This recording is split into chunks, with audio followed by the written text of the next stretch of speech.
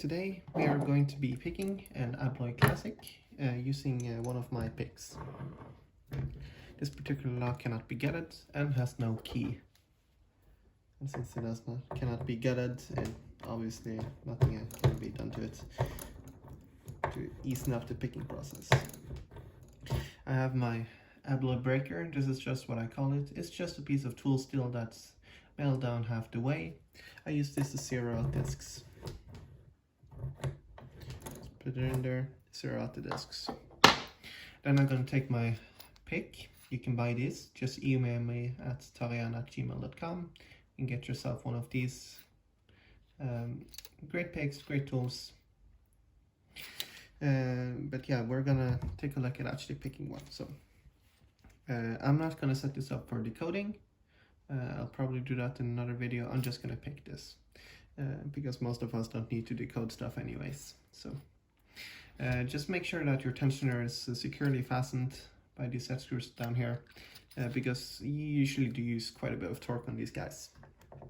Alright, so I insert it into the lock, making sure it goes all the way down. But something you can also do is that you can go ahead and zero out all the discs by turning them as far clockwise as they will go. You can also do that, but you certainly don't have to. Anyways, just get it down all the way. And before you actually do that, I would recommend to zero out your pick tip like so, take it up all the way, and then look down here at the markings. So it goes about, focus, so it's about halfway right there. Now you can certainly go ahead and extend this pick tip here just a tiny bit out to get it exactly on the line. I'm not going to do that. Again, I'm not decoding anything right now, but you can certainly do that.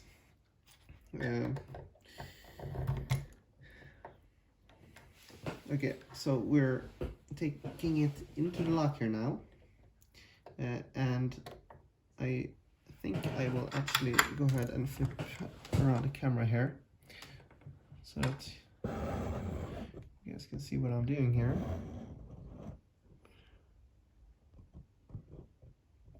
So pick tips right here, just going to insert it, and most abloy classic locks nowadays will have a gated spinner here at front.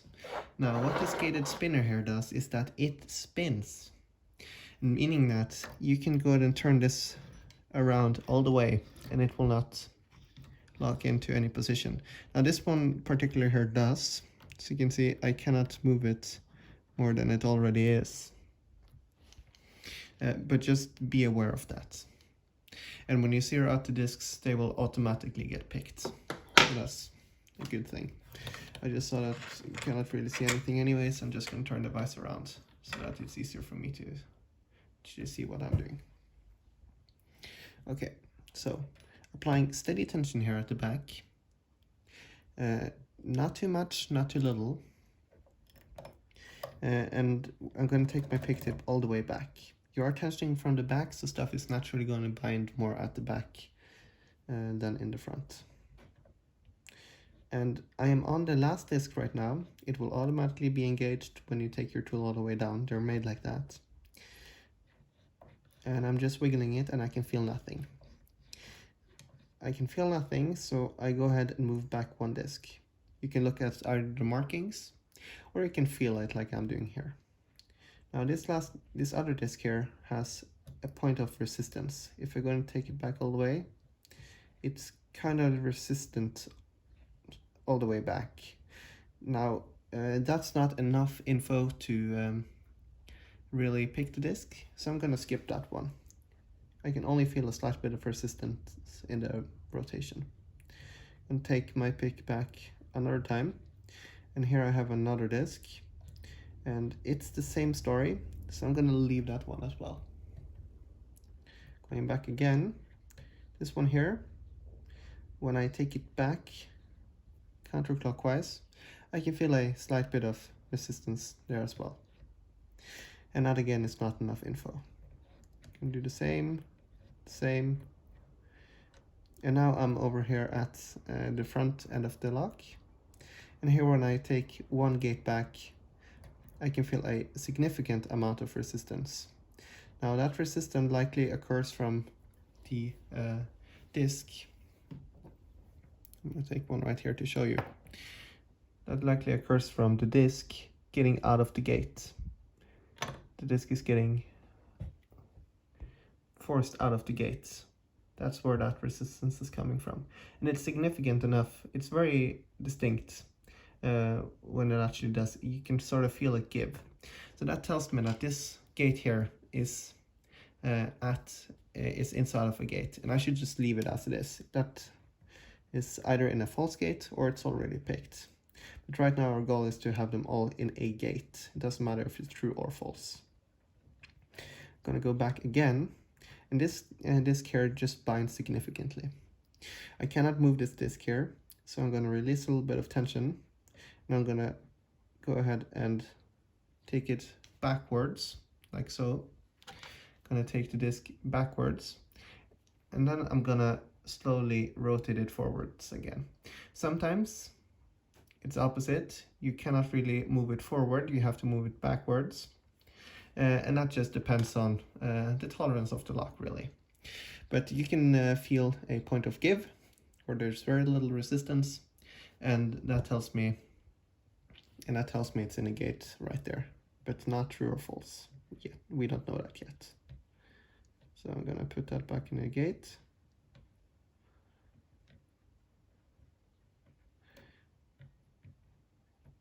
Same story here.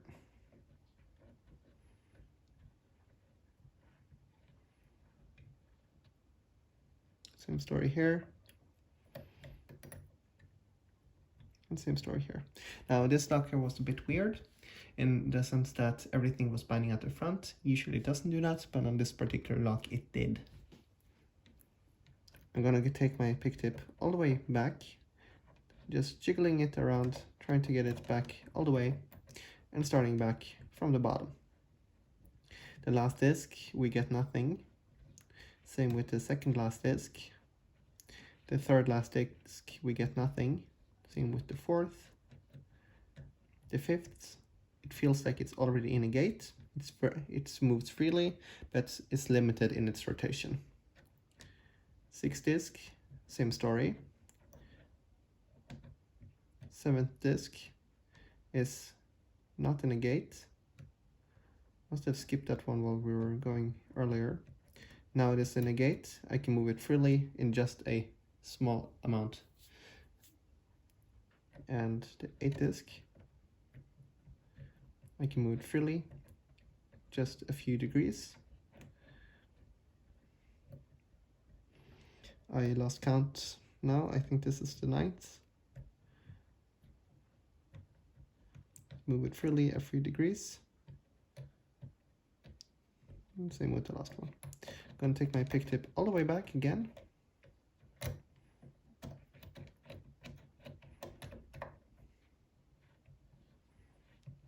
Let's go and take a look again.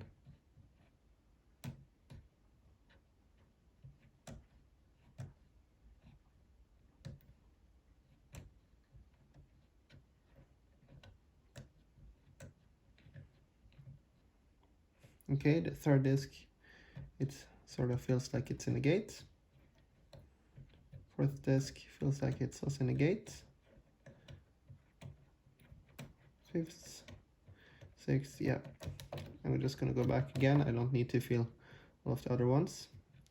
Last disc, I'm just moving it around, and I found a point where it has minimal resistance.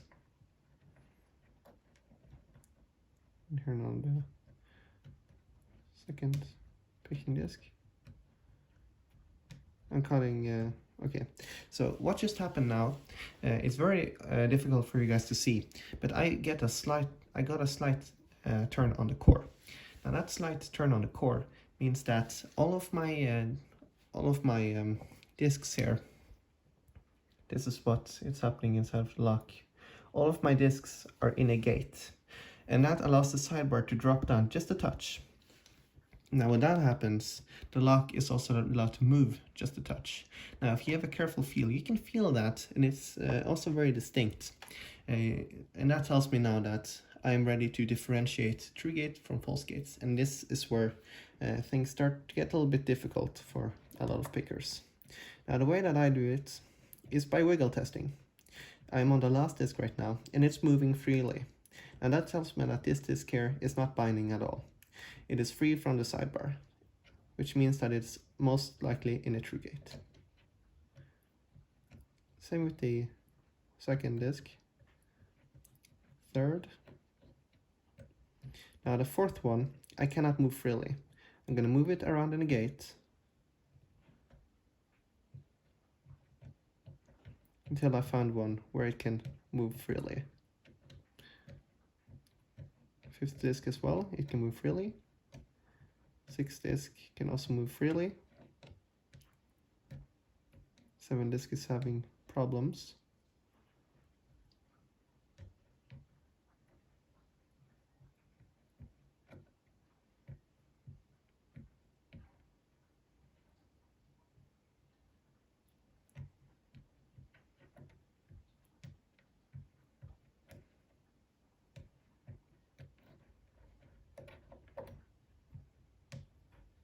And there we go.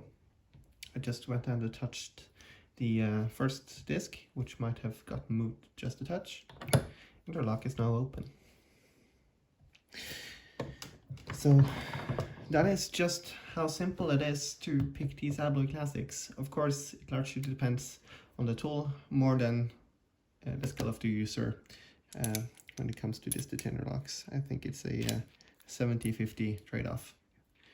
Of course, you can get around with terrible tools, but you will need a much more skilled user. These things here are pretty user-friendly. I'm going to put it back in the vise. These picks are pretty user-friendly, I feel, and the handles make it very smooth to move around from the discs. And you also have the markings to see what disc you're on. Apart from that, thanks a lot for watching. I hope you enjoyed the video and maybe you learned something.